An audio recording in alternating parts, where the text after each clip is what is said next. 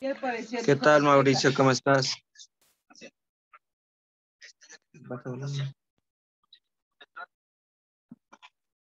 Hola, Mauricio, ¿me escuchas? Sí, sí, sí. No, no podía activar el micrófono, pero estamos bien. Ahora sí. No te preocupes. Mira, mil disculpas, pero según yo ya había finalizado la formación, ya, este módulo ya. Ujú, ujú. Entonces, ¿te parece bien si es que les esperamos o te conectas un poco más, un poquito más tarde para comenzar a las 7? Sí, uno de los participantes estaba preguntando si podemos empezar a las 7. Para mí, el único inconveniente sería por lo que a las 7:30 tenemos la otra sala de Montessori. Ah, claro. Ujú. Ah, O sea, claro. podríamos manejarle la sesión por media hora, pero así 7:30 o'clock le cerramos. Por mi parte no habría problema. Claro. O si deseas, me puedes dejar como coanfitrión para ponerle pausa a la grabación y a las 7 reanudarle. Sí, la cuestión es que es otro enlace de vuelta del otro. No, claro, claro, para que en esta sesión no, en la grabación no aparezca lo que estamos ahorita conversando. Ah, O si no, eh, o tú le editas después del video. claro, yo le edito, no te preocupes. Ya, perfecto, quedamos así. Entonces yo me voy a quedar conectado. Listo, no te preocupes. Entonces, veamos mismo si no se conectan. No sé si tengas problemas en dar mañana a la clase y decirles que mañana dar, o si no, Mañana. sí, o si no, mm, grabar solo el video y que, bueno, lo vean después. Déjame preguntarles a los participantes en el chat, a ver qué nos dice. Dale, listo. Ya, entonces, bueno, pregunto eso y te confirmo lo que nos...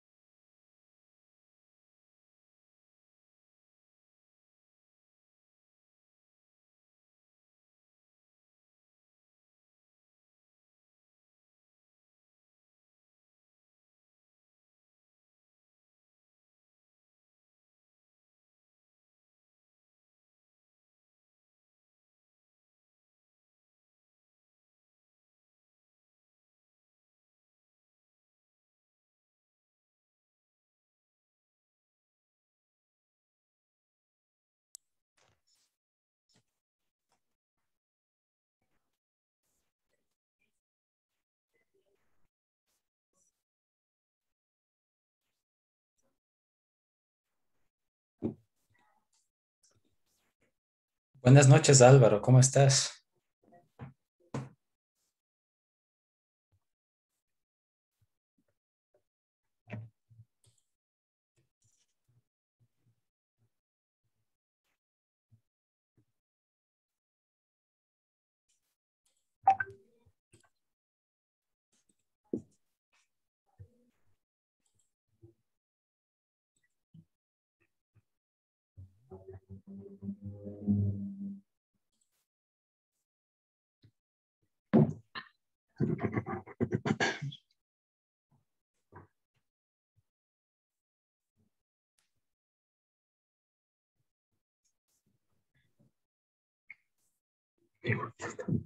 Buenas noches, Álvaro. ¿Cómo estás? ¿Me escuchas? Buenas noches, doctor. Ok, perfecto, confirmado. Sí te escucho muy bien.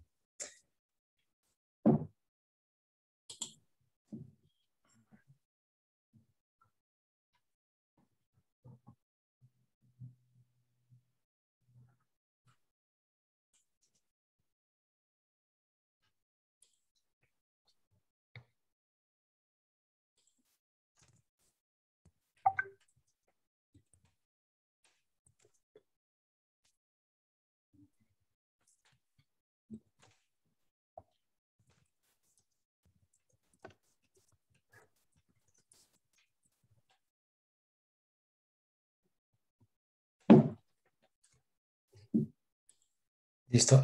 Álvaro, vamos a empezar entonces la sesión. Hay algunas personas que no se van a poder conectar, pero no hay problema. Dejamos grabando la clase, la sesión, y esto va a quedar disponible ya para que lo puedan revisar dentro de la plataforma de Poliestudios. ¿Ok? ¿Me puedes confirmar si ves en tu pantalla la presentación? Sí, doc, efectivamente. Ok. Ok, entonces vamos a dar inicio, ¿de acuerdo?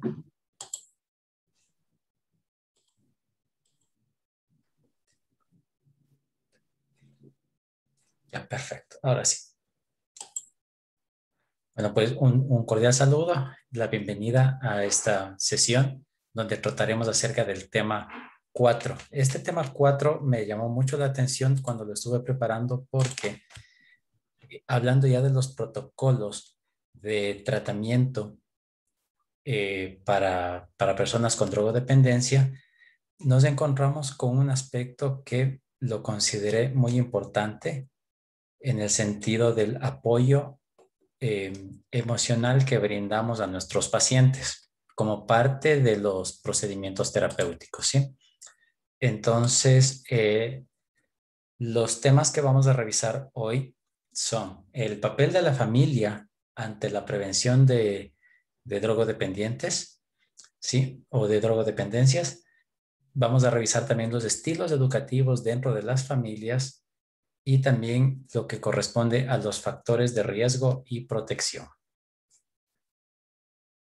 Entonces, para concentrarnos en el primer tema, vamos a tratar lo siguiente. Dentro de lo que tiene que ver con la familia, ¿sí? Porque cada persona, cada uno de nuestros pacientes, cada persona que asiste a las terapias, que busca las terapias por drogodependencia, viene de un contexto familiar, ¿sí? Todavía no vamos a entrar en la parte de qué tan edificante o qué tan perjudicial es este entorno familiar, pero todos tenemos un entorno familiar, ¿sí? Padres, hermanos, hijos tal vez. Entonces, ¿qué es lo que se debe manejar dentro de estos espacios, dentro de este entorno familiar? En primer lugar, vamos a hablar acerca de la comunicación activa. Y cuando tratamos el tema de la comunicación es precisamente poder hablar, poder intercambiar ideas, intercambiar información entre todos los integrantes del núcleo familiar o de la familia también ampliada, si es que fuera el caso. Dentro de la comunicación activa es muy importante tomar en cuenta los siguientes aspectos. En primer lugar, evitar prejuicios. No juzgar, no criticar, no etiquetar a otras personas o a los comportamientos que tengan otras personas. Y por el contrario, nuestra comunicación debe demostrar empatía. La empatía se refiere fundamentalmente a qué es lo que yo haría si estuviera en el lugar de la otra persona. ¿Sí? Entonces, cuando lo manejamos de esa manera, es mucho más fácil evitar como se menciona acá, evitar los prejuicios, evitar las etiquetas, evitar los estereotipos. ¿De acuerdo? La siguiente parte, el siguiente punto de este primer tema es generar un tiempo de calidad. Y este tiempo de calidad se refiere a un ambiente de confianza y de transparencia entre los integrantes de la familia. Porque es muy importante que, tomando el ejemplo de la drogodependencia que corresponde a nuestra capacitación, son temas muy delicados, son temas que son de una importancia muy grande para la persona que está en terapia.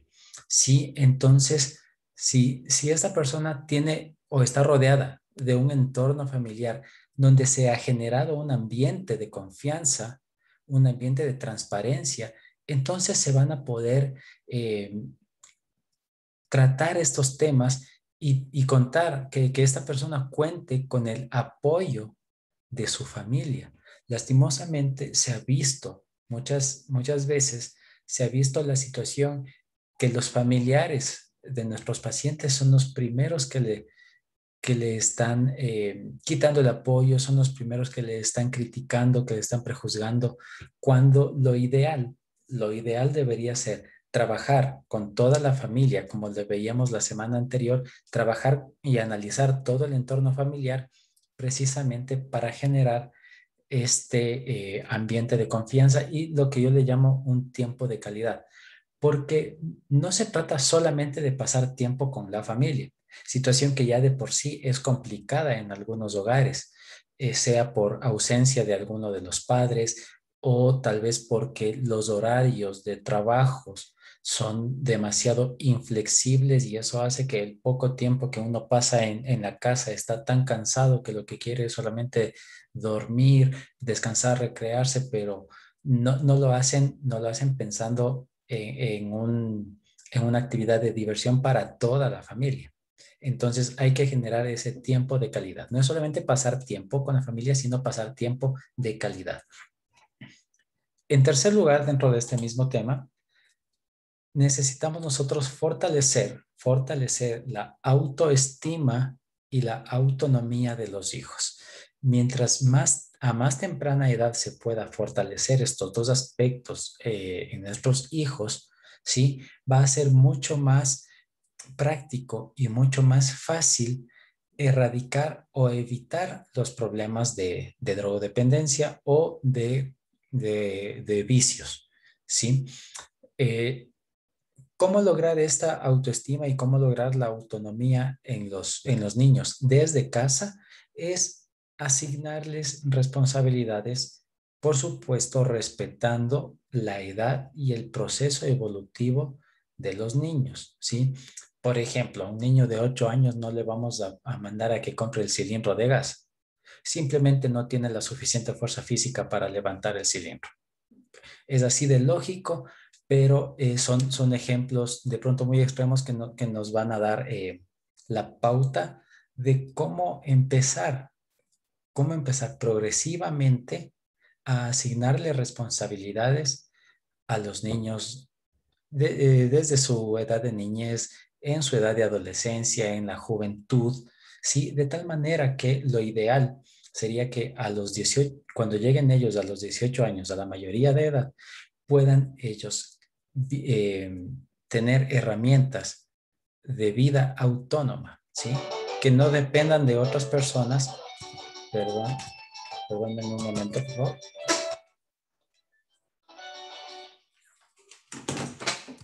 Ok, mil disculpas. Bien. Generar responsabilidades que se le pueda otorgar a los niños, a los jóvenes, para que vayan asumiendo la responsabilidad de su propia vida. ¿De acuerdo? Dentro de esto y cuando se empieza a trabajar con toda la familia, nos vamos a encontrar con situaciones o nos vamos a encontrar con que cada familia tiene formas diferentes de enseñar, tienen formas diferentes de convivir, formas diferentes de relacionarse. Sin embargo, todo lo que pueden ser particularidades dentro de cada entorno familiar se pueden catalogar o se pueden clasificar en 4 tipos de estilos educativos, ¿sí? Y vamos a analizar cada uno de estos estilos educativos que se presentan en las familias. Vamos a revisar de izquierda a derecha. En primer lugar, tenemos un estilo que se llama represivo. Es un estilo que se basa en el control, pero que no brinda apoyo, ¿sí? Eh, es un estilo educativo muy autoritario porque se basa precisamente en una jerarquía de autoridad. Es una familia donde dicen, me obedeces a mí porque yo soy el papá, o me obedeces a mí porque yo soy la mamá y yo traigo la comida a la casa, ¿sí? Entonces, de pronto algunas frases serán familiares entre algunos de nuestros pacientes, pero es un entorno o un estilo represivo el que tiene estas características. Autoritario, imponente, que no negocia, solamente impone las tareas o los castigos cuando lo consideran necesario. Sí, es un estilo que, como les digo, ejerce mucho control, pero no ejerce apoyo. El otro extremo, el otro extremo es un estilo que se llama sobreprotector. También nos encontramos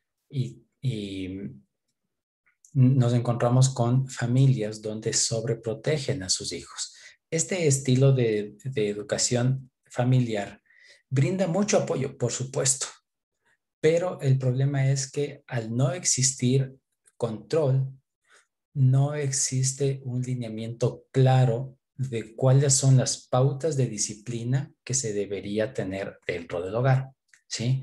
Entonces, son familias que le dan todo el apoyo a los hijos, que le dan todo lo que piden, por supuesto, con el límite de sus posibilidades, pero no dejan los lineamientos claros y no asignan responsabilidades a los hijos, ¿sí? Entonces son familias que como el niño, el joven es sobreprotegido, llega a la mayoría de edad y no sabe ni cómo prepararse su propio desayuno. A veces en extremos así de graves, ¿verdad?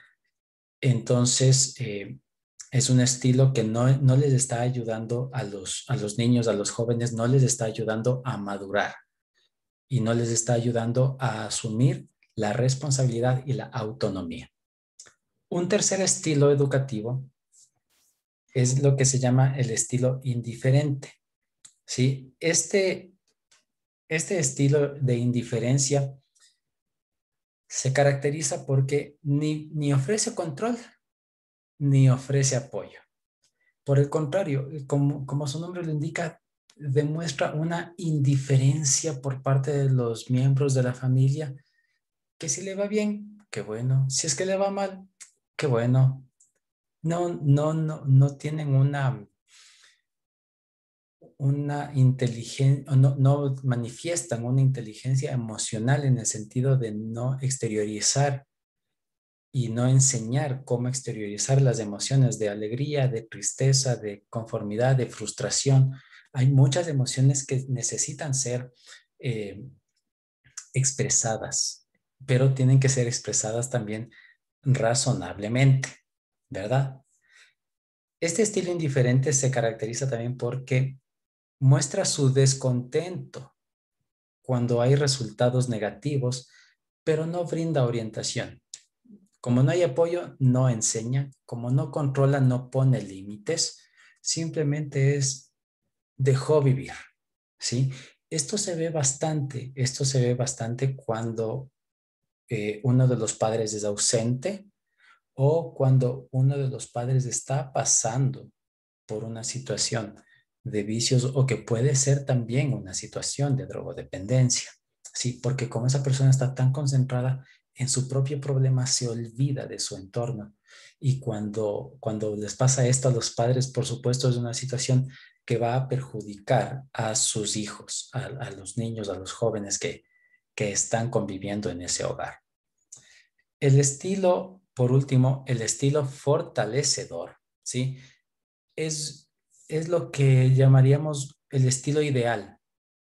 el entorno ideal que debería tener una persona independientemente que tenga o no problemas de drogodependencia. ¿Por qué?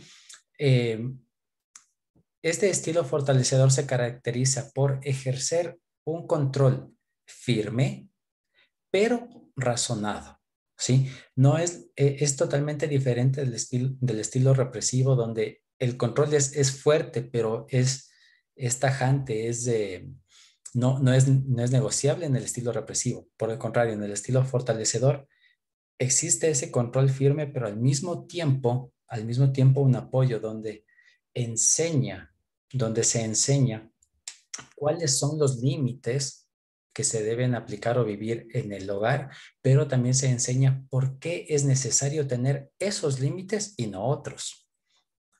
Y es un estilo razonado precisamente porque a través de la conversación, a través del diálogo, de una negociación, de una mediación, se explica todos los motivos por los que existen límites, ¿sí? No es el impositivo, no es el represivo, en que solamente dice, haces caso porque yo digo, sino que acá se explican todas las razones. Y cuando se trabaja en este estilo fortalecedor, es mucho más fácil y es mucho más práctico desarrollar, como veíamos en la diapositiva anterior, desarrollar las habilidades de autonomía y de autoestima en las personas. Y como les decía, estas habilidades, mientras más temprano se empiecen a desarrollar, va a generar mejores resultados para las nuevas generaciones. ¿Sí? Esto en referencia a los estilos educativos de las familias, y ahora vamos a tratar el último tema que corresponde a los factores de riesgo y de protección. ¿De acuerdo? Estos factores de riesgo o factores de protección se convierten en situaciones necesarias cuando existen ciertas edades o sucesos de transición. Hablemos de una edad de transición, por ejemplo, cuando los niños terminan su educación primaria y van a pasar a secundaria, cuando terminan su educación básica y van a pasar a bachillerato, por ejemplo, o cuando terminan su bachillerato y van a pasar hacia la universidad, que son entornos muy diferentes, por supuesto, uno de otro. Esos son edades de transición. Un suceso de transición puede ser precisamente estos cambios de entornos educativos. Puede ser tal vez un suceso de transición, alguna tragedia que hayan tenido con algún familiar, ¿sí? El fallecimiento de alguno de los padres o algún familiar que haya sido muy cercano. Son sucesos, son eventos que se produjeron una vez, pero dejan marcado un antecedente que si no se lo conversa, no se lo exterioriza a tiempo, puede empezar a generar depresión en la persona y desencadenar a través de eso el incurrir en drogadicción, en drogodependencia. ¿Sí? Entonces, cuando hablamos de factores de riesgo, los factores de riesgo son aquellos que evidencian o aumentan la probabilidad de iniciar en el consumo de drogas, ¿sí? Son factores que justamente ponen en riesgo a la persona, por eso son factores de riesgo, porque se convierten en amenazas o en amenazas contra el desarrollo normal de la persona. Y por el contrario, los factores que se llaman de protección son factores que van a inhibir, a reducir o atenuar la probabilidad de consumo en las personas. Entonces, siempre se tienen que analizar tanto los factores de riesgo como los factores de protección. Y estos factores tienen una clasificación. Esta clasificación se determina de acuerdo al lugar donde se presenta o donde se produce el factor, sea de riesgo o el factor de protección. Entonces, existen los factores personales, ¿sí? Existen factores comunitarios. Hemos tratado y hemos analizado algunos cuerpos legales sobre lo que son factores escolares y hoy estuvimos conversando acerca de factores familiares, ¿sí? Cada uno de estos factores, tanto de riesgo y de protección, van a determinar cuál va a ser la reacción de la persona antes de entrar en drogodependencia o también van a influir cuando ya la persona está en tratamiento y quiere salir de esa dependencia. Sí, eh, esta es entonces el resumen del contenido disponible en el tema 4. Álvaro, si todavía estás en línea, ¿verdad? Por favor, si nos puedes compartir dentro de tu experiencia profesional, ¿cómo has tratado tú el entorno familiar de los pacientes? De hecho, doctor, es uno de los tópicos que genera más dificultad en el tratamiento, en el abordaje, ya sea de tipo preventivo o de ya un tratamiento, porque justamente la ambivalencia de la familia al ser un factor de riesgo o al ser un factor de protección, dependiendo del contexto familiar, eh, puede precipitar o nos puede dar una pauta a seguir eh, dentro del tratamiento, dentro de la prevención para los familiares. Es difícil la concepción de que el que un adulto haya pues tenga prácticas de consumo sea en realidad una se puede decir que un estímulo ante el aprendizaje social de un niño que puede generar a futuro también algún tipo de consumo nocivo. Entonces, eh, generalmente la dificultad está ahí. Dentro del tratamiento, en módulos anteriores hemos visto que la familia se le debe dejar que a los pacientes que ya están dentro de un tratamiento institucionalizado, que el paciente sea independiente en cuanto a sus decisiones, pero también se necesita como una a manera de red de apoyo en tanto la familia esté dispuesta, pues se sabe que las personas que ya están en tratamiento institucionalizado han pasado por muchas cosas que les han hecho daño a la familia. Entonces es comprensible que ellos también estén, se puede decir, un tanto reacios frente a ayudar al paciente a la recuperación. Es complejo, en verdad es complejo en cualquiera de los puntos de prevención o tratamiento en cuanto al tema de las drogodependencias del abordaje familiar. Correcto. Muchas gracias, Álvaro, por tu aporte.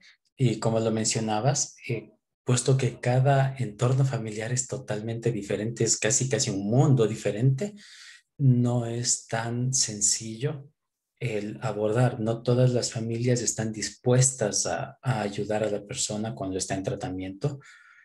Hay algunas que sí, por supuesto, y eso sin duda tú lo habrás visto, eh, constituye un factor o una fortaleza para la persona, para el paciente. Entonces, sí, el entorno familiar definitivamente marca y marca muchísimo, porque como decía en un principio, todas las personas venimos de un entorno familiar. Nadie nació solo. Todos venimos de un entorno familiar, independientemente que este entorno sea o no sea funcional. Eso es un factor que, incide muchísimo ya durante el momento del tratamiento. Eh, Te agradezco, Álvaro, por la asistencia y muchas gracias también a cada una de las personas que van a ver posteriormente esta grabación. Les invito nuevamente a revisar todo el material disponible en el tema 4 y desarrollar las actividades de aprendizaje. ¿Sí? Con este último tema se está terminando ya las sesiones de Zoom, pero el material igual está disponible y de la misma manera nosotros estaremos en contacto permanente para solventar cualquier inquietud que hayan tenido. Agradezco su presencia y que tengan muy buena noche. Gracias, doctor. Una buena noche. Gracias también, Álvaro, que estén muy bien.